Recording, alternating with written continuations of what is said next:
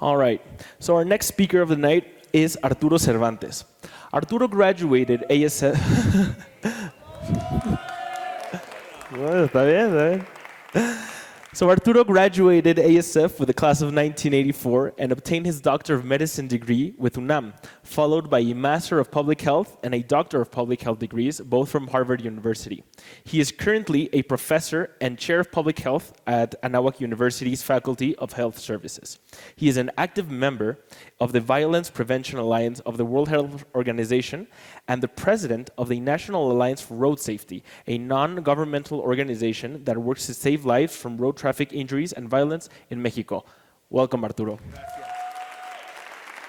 Is this microphone on? Is it on? Is it on? Okay. I'm an old-timer at this school. I graduated 35 years ago, 1984. And before I start, I want to thank my parents because they are both here. And they have been paying tuition since the 70s till about 2011 in this school. And thank you, father, mother. My dad was a surgeon in the ABC hospital for many years, a world-renowned surgeon. And he brought us to the best available school in the country. And I have him and my mom to thank a lot. But also here, 35 years ago, I met my sweetheart, my wife, Melissa, who is here. She's also an alum. We've been together for over 28 years now, almost 30. And thank you, Meli, for being here. It's great to be here. And I chose this topic to talk to you about the greatness of being an alumni of this school and what it taught me. And I can sum it up in one sentence. Tikkun olam, to heal the world. And this is an old saying, an old mikvot from the Old Testament. And healing the world, fixing the world, trying to do the best we can to improve things is something that our core values as ASF students. If you think of when you walked in, you see this justice, understanding, truth. These are our core values, and I think they were very strongly instilled in me in this institution. And growing up in Mexico City was a privilege because I also lived in Lomas, and we used to drive every day with my dad, my 4 brothers, and I drove to school every day. And this city taught me a lot, and we've heard this in this ASF Talk evening. We've heard a lot about the greatness of our city, of our culture, the incredible diversity. But for me, as a little boy growing up in this city, I sensed a lot of things that sort of have become true. And in a sense, when I was a little boy, and we drove to school every day with my brothers, and then we drove back for many years, all of my education, I always thought that a storm was brewing, a terrible storm, because we've heard here other speakers talk about the problems of inequality, of poverty. We've seen that we have options. We are very privileged in this school for our families and our education and our values. But most Mexicans do not have that privilege. And I was very aware. I remember coming to school every day and in every semáforo, watching the little boys clean our windshield wipers. And I think if we are instilling the values in our youth of justice, of understanding, and of truth, it is very evident that we are privileged, and thus tikkun olam, thus the responsibility that we have as men and as women to help transform the world, to help take steps to improving the lives of others that are not so fortunate. Mexico is, since I was growing up and coming to this beautiful school, I remember in the tennis courts after school sports playing, I was waiting for my dad down on the south fence, and I hooked my backpack with my tennis racket in the fence. And some little boys came and stole it from me. And I ran after school and I chased them into Bondojito. And after a long run, I turned around and I looked at where I was. Have you seen the neighborhood right next to us of totally underprivileged and vulnerable people? We have destroyed this country for decades. And not only socially, environmentally. I'm a doctor, I'm an epidemiologist. I have trained at one of the best institutions in the world to understand that human problems are not separate from environmental problems. This is the Valle de Bravo area in 1973, a NASA photograph. That's the Valley of Toluca. Right there in the center, you don't see it because of the resolution, the city of Toluca. The circle is Valle de Bravo. Look at it in 2018. The degradation is not only of our social system, it's of our environment. Pesticides, plastics, media pollution of the mind. We've come to an incredible moment in history where I think I became aware that Mexico is very hurt. Mexico has been extremely hurt for many decades, and it is our responsibility, being the privileged ones that live in areas we choose to live in, and coming in our private cars with our chauffeurs and our gardens and our summer houses.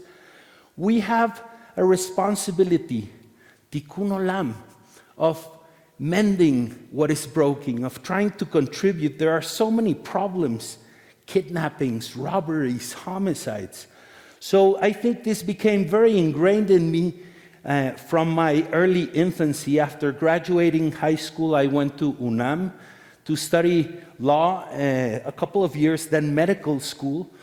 And my formation has been very oriented towards this fixing the world perspective that grew out of the multicultural diversity of the student body in this school. I had the privilege then, as you heard, to go to Harvard. My mind was set on that. This school prepared me to go there. I applied to one university and to one program, and I knew I was going to get in because of this mission, because of this vision to heal and to fix the world. I remember very important professors such as Noam Chomsky or Nobel laureates such as Elie Wiesel. And if you've read Elie Wiesel and you understand where we are coming from, it's not that long ago, the Shoah, World War II, what is happening now. And I think I came to learn very important things at Harvard that I want to share with you. And this is basically, I can sum it up, my 5 years over there with the following thoughts. That's the General Assembly of the United Nations. In 1948, the nations came together after what happened, and they came together with an incredible tool, the Universal Declaration of Human Rights. And what conforms that plus the international covenants for civil, political, and social rights, and for economic, cultural, and political rights, this bill, this International Bill of Human Rights, holds the key to a very important secret that I learned and reaffirmed at Harvard.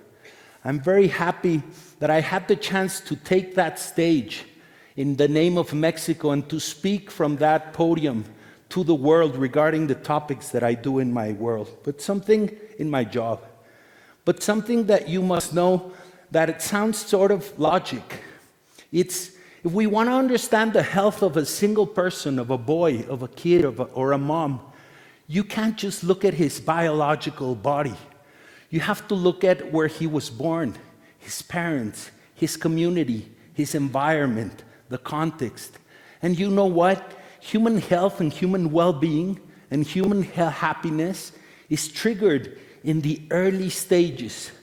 And neurobiology and neuroimaging has taught us that if a child suffers maltreatment or violence or poverty or is in the stoplights asking for money all his life, his brain is going to be damaged. He's not going to have the neural circuits to be an able member of society. So yes, I am mad. I have been mad about this situation for many years. Because if you look at the numbers, if you look at Mexico, what is happening, you can see it in a couple of diagrams. The green there is mortality from external causes of injury, road traffic deaths, suicide, homicide, drowning, burning. Those are the main issues. And if you look at young people, from the age of 5 to 14 years old, why do our kids die in Mexico?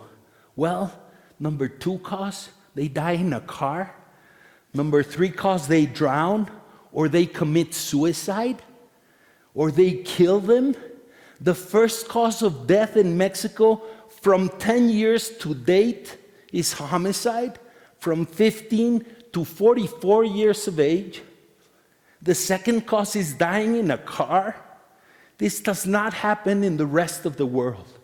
And it is our responsibility as being ASF alumni, being well-educated, well-trained, to bring this sort of discussion to the policies and to the programs. It is not fair. In 2008, I went to work in Ciudad Juarez, and you have communities with people such as Peewee, an 18-year-old boy that has killed 62 people, or Jorge David that has killed 37 people. What kind of community is that? What kind of Mexico are we allowing to happen? It is our responsibility. This is, for many years, I have led the creation of observatories where we can map the hotspots of homicide and of road traffic injuries and of robberies.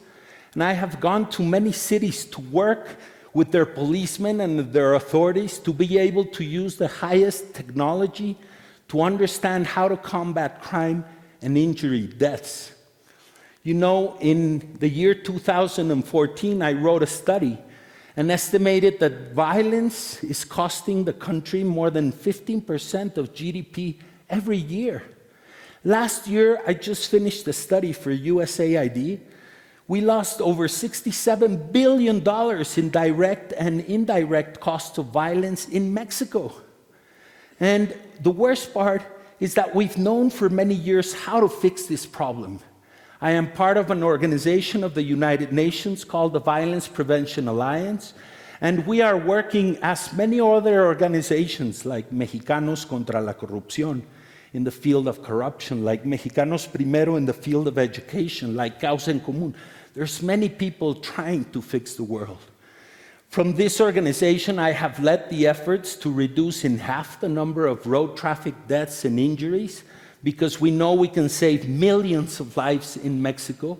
This is a problem that's costing us not only lives and loss, but there are solutions. And we know what solutions. I know you guys, as educated citizens of the world, do not use your cell phones when you're driving. But for example, that is one of the main causes of death currently, the use of mobile technologies while driving. But also drinking and driving, the alcohol control program, we started it throughout the country. Now my focus now is not only in road safety as a leader of the National Alliance for Road Safety, but also in guns. You know, last year we had over 30 million crimes in Mexico. Half of those were, over half of those, 57% of those, were 18 million, were committed with guns. We have had in this millennium more than 460,000 homicides in the country. Where is the outrage? You know where these guns are coming from? From 10 corporations in the United States that produce 8 million guns every year, and most of them make their money, 47% of them make their income with Mexico sales, which are illegal. We only have one store allowed to sell guns in Mexico. They have more gun shops than McDonald's or than pharmacies, more than 60,000. So I have made it part of my mission and my work to make sure that we sue the US government for their policies and the US companies. Maybe some lawyers here want to help us in taking this to the International Court of La Hague, because this is a public nuisance. The definition of a public nuisance is this act or condition that interferes with the rights of other people. We are the first Americans in this region. Our city is the eldest in this continent. This obnoxious and dangerous person, and you know who I'm talking about, or group of people, just passed a resolution last month where companies that sell guns will no longer have to ask permission to the Department of State to sell their guns. And that is criminal because they are harming us. And I will wrap it up with a couple of thoughts. I am a member of the National Academies of Science in the United States, their Forum for Global Violence Prevention. Outside of our building in Washington lies Albert Einstein. Maybe you've seen him. And he has said that the right to search for truth, remember, justice, understanding, truth, those are our core values. The right to search for truth implies also a duty. One must not conceal what one has found to be true. And there are many things that we know that are true in this country and that we should be a part of fixing them. Tikkun Olam is this idea, is that the responsibility is not only for our own moral, for our own personal growth, for our own material well-being, but for the well-being of the community, for the well-being of the society. And we can no longer, not anymore, be silent about this. From our positions, from our work, we must take a stand. And keep in mind that now we have accomplished an agenda, a uniform agenda 2030 with 17 sustainable development goals. My work is focused on 3 or 4 of them. And we also have a roadmap which is a call of action to save the world, to change the world, because the world and Mexico are not working right. If we want to work for peaceful, just, and inclusive Mexico, you should all look into SDG 16+. Contact us. We know how to end the violence. There's a lot of programs that have been consensual among many organizations, and I think we should all become involved. And finally, I think of my grandchildren, Diego and Isabella, and I think of the greatness of our country and of our legacy and of Tikkun Olam as a way of life. Thank you very much.